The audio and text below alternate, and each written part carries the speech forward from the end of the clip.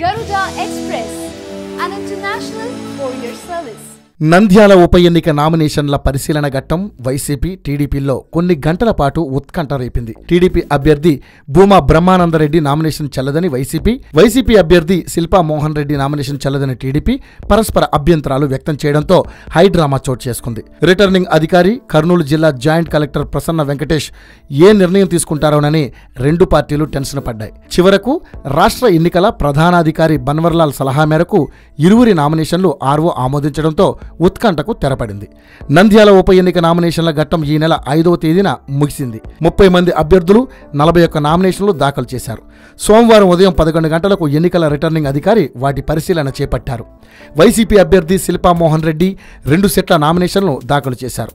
ఇక నామినేషన్లో judicial stamp ఉంది. మరో నామినేషన్లో అది లేదని, అలాగే నోటరీ చేసిన అడ్వకేట్ రామతులసిరెడ్డి నోటరీ లైసెన్సు 2013 డిసెంబర్లోనే ముగిసిందని, ఆ నామినేషన్ చెల్లదని టీడీపీ అభ్యర్థి భూమా బ్రహ్మానందరెడ్డి తరపున హాజరైన న్యాయవాది రామచంద్రరావు అభ్యంతరం వ్యక్తం చేశారు. నోటరీ లైసెన్సు కాలపరిమితి ముగిసిందని జిల్లా రిజిస్ట్రార్ ఇచ్చిన పత్రాన్ని రిటర్నింగ్ అధికారికి అందజేశారు. దీంతో శిల్పా నామినేషన్ చెల్లుబాటుపై ఒక్కసారిగా ఉత్కంఠత మొదలైంది.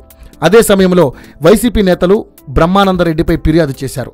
ఆయన ఐటీ రిటర్న్స్ చూపలేదని, నామినేషన్ను తిరస్కరించాలని వైసీపీ తరపున న్యాయవాది టి తులసిరెడ్డి వాదించారు. ఇద్దరి అభ్యంతరాలను రిటర్నింగ్ అధికారి, రాష్ట్ర ఎన్నికల ప్రధానాధికారి బన్వర్లాల్ పరిశీలనకు ఆర్ఓ పంపారు. ఈసీ ఆదేశాల మేరకు సాయంత్రం 5 గంటలకు అభ్యంతరాలపై వాదనలు విన్నారు. చివరికి వారిద్దరి నామినేషన్లు చెల్లుతాయని స్పష్టం చేశారు. దీంతో ఉత్కంఠతకు తెరపడింది. రెండు పార్టీల నాయకులు, కార్యకర్తలు ఊపిరి పీల్చుకున్నారు.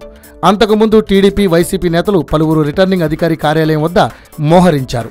పోలీసులు కూడా భారీగా బందోబస్తు ఏర్పాటు చేశారు.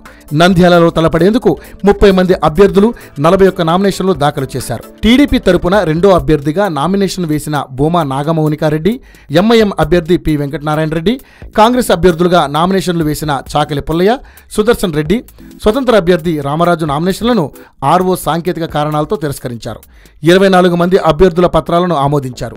నామినేషన్ల ఉపసంహరణకు తుది గడువు 9వ తేదీ.